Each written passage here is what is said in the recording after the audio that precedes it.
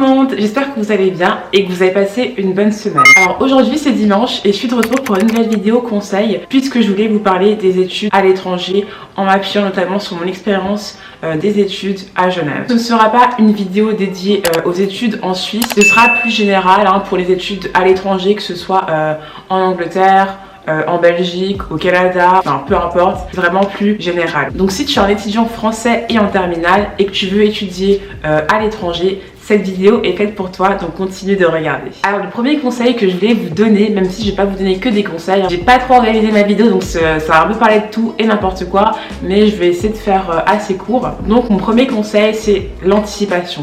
Vraiment, anticipation is key. C'est la clé si vous prévoyez de partir à l'étranger, mais de bien partir sans stress, en étant préparé. L'anticipation va vous permettre de choisir le pays dans lequel vous voulez étudier et surtout pourquoi. C'est aussi ce qui vous permet d'identifier les universités qui vous plaisent et surtout leurs prérequis pour être admis. Typiquement, moi j'étudie à l'université de Genève. Donc à l'université de Genève, si on est étudiant français, il faut avoir un bac général, une mention. Tout ça c'est des choses à savoir à l'avance pour pouvoir faire un bon dossier. Si vous avez anticipé tout ça, si vous savez déjà tout ça, vous savez qu'il faudra vous donner tous les moyens pour réussir, pour pouvoir être admis dans cette université. Il faut avoir de bons résultats au bac, mais pas seulement, il faut vraiment prévoir de bons résultats sur tout le long de l'année scolaire, que ce soit en terminale et même en première, on y reviendra plus tard. Surtout que vos résultats scolaires sont importants, notamment pour votre admission conditionnelle. Donc admettons, vous postulez en janvier, vous passez le bac en juin, vous allez sûrement recevoir une réponse conditionnelle d'admission aux alentours de avril-mai. Donc là, les recruteurs d'université vont en gros se baser sur vos résultats scolaires, notamment de la première. Donc il faut vraiment anticiper tout ça.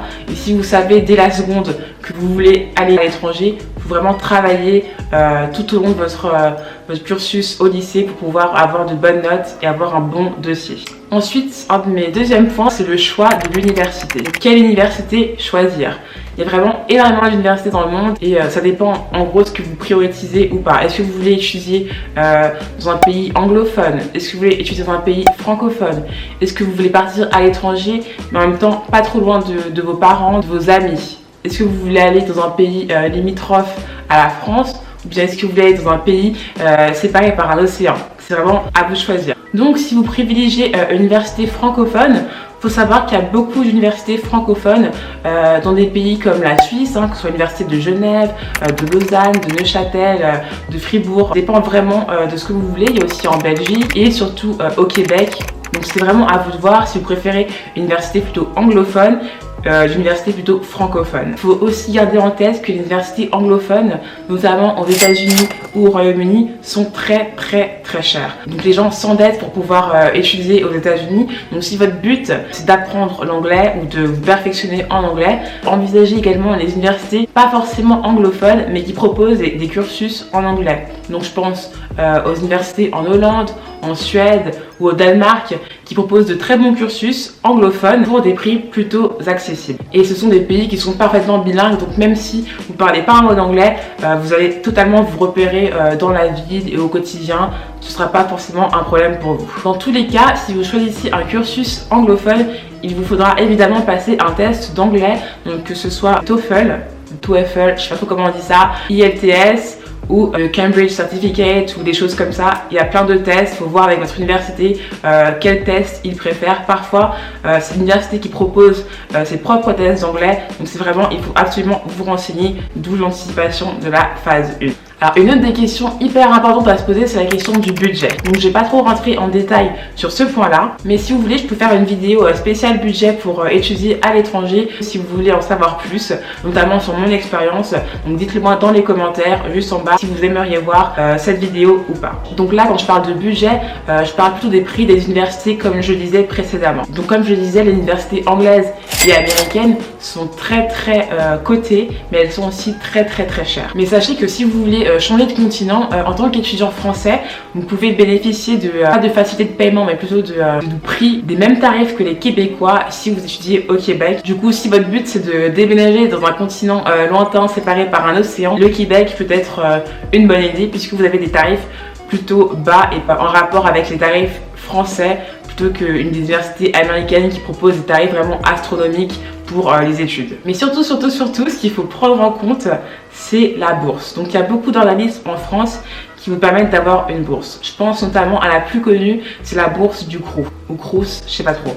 Mais bref, il s'agit certes d'une bourse basée sur critères sociaux, mais en tant qu'étudiant qui part étudier dans un pays étranger, vous pouvez bénéficier de points supplémentaires. C'est-à-dire que même si vos parents gagnent déjà un salaire assez correct, et que vous n'avez pas forcément le droit à la bourse si vous étiez resté chez vos parents en France, si vous partez, le Crous ou le Crous prend en compte des points en fonction de l'éloignement géographique entre la distance de votre université et le domicile de vos parents. Donc ce qui peut être un avantage si vous partez genre hyper loin. Mais évidemment, il y a un mais, ce sont que les personnes qui partent étudier dans un pays européen, donc qui fait partie du Conseil de l'Europe, qui peuvent bénéficier de ces tarifs. Donc évidemment, ça comprend l'Angleterre, enfin pour le moment, l'Espagne, la Suisse notamment, mais aussi le Danemark. Quasiment la plupart des pays de l'Union européenne vous permettent de bénéficier de ce genre d'aide et c'est vraiment non négligeable pour tout étudiant. Ensuite, je l'ai déjà mentionné, mais sachez qu'il faudra préparer un dossier en béton. C'est-à-dire que vous n'êtes pas prioritaire dans votre université de prédilection. Évidemment, tous ceux qui sont anglais, tous ceux qui sont suisses, ils sont prioritaires. Donc vous devez faire plus, surtout si vous visez des universités très cotées comme Cambridge ou Oxford par exemple. Là, c'est vraiment une université très cotée. Il faut vraiment prévoir un vrai bon dossier en béton. Donc quand je dis dossier, ce sont vos notes scolaires.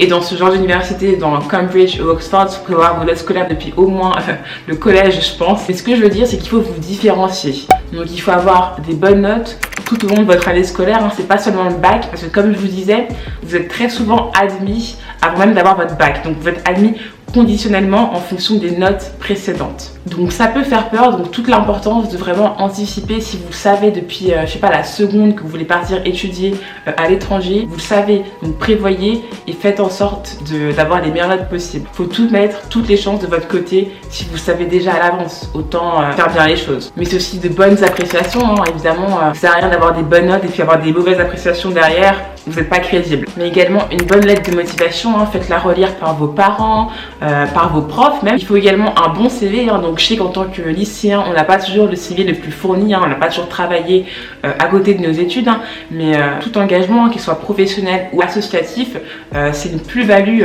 pour votre dossier. Donc vraiment, si vous êtes, je sais pas moi, engagé dans une association, si vous êtes vraiment engagé dans quelque chose, vous pouvez le mettre sur votre CV et ça fait toujours un plus en fait.